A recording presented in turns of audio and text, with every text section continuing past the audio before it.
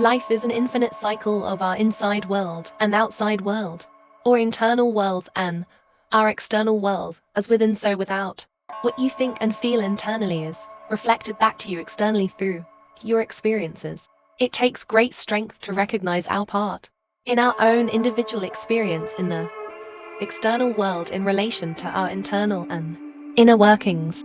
It's much easier to fall off our external experience as the cause and effect of our thoughts and feelings, rather than to consider the reverse, that our internal workings are contributing to our results in this world. How easy it is to point the finger and play the blame game, placing ourselves as victim. That's not to say no one is ever a victim, or to diminish the experience of those with serious trauma. That's a whole other deep healing experience. What I'm getting at here is more the day-to-day goings on of pointless finger pointing at work, home, towards friends and family. It's to distract from our own shadows. It can snowball to getting people on side to justify your finger pointing and reassure you of how right you are. To think you're right, the right fight, brings a sense of relief. There's safety in numbers having others of like minds on board with your righteousness. The difference for some might be that when seeking others' thoughts and opinions, it might be a genuine question or questing of wanting to know if you are in fact wrong, to put the wrong right.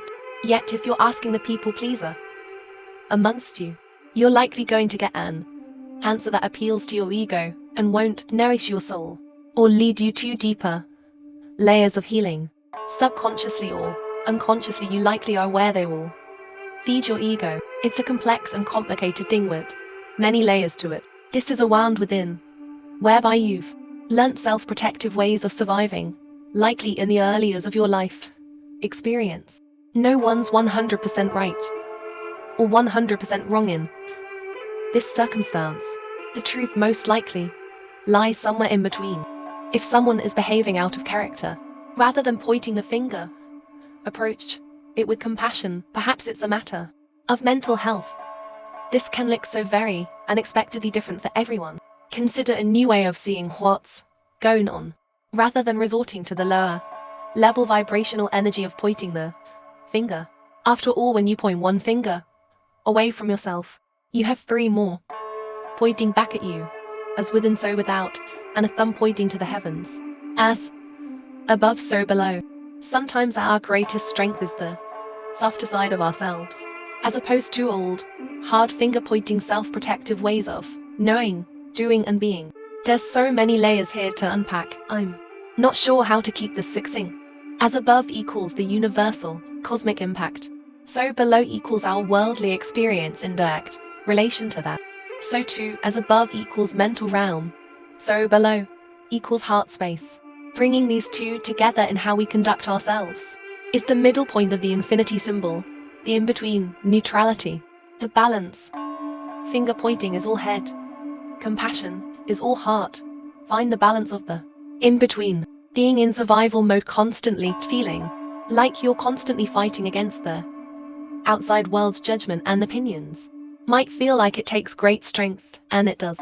But rather than building you up, it slowly strips you down to burnout. Vulnerability takes strength too.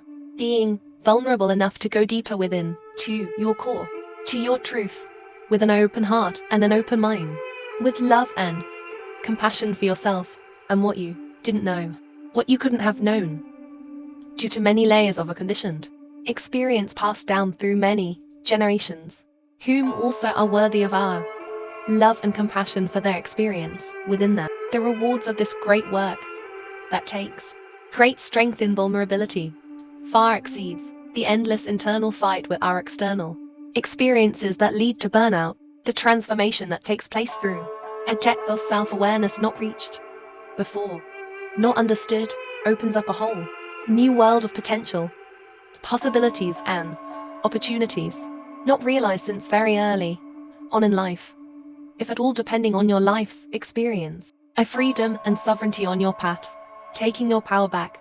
Power that was heavily laid in suppression brings a release and a relief in very significant and life-changing realizations.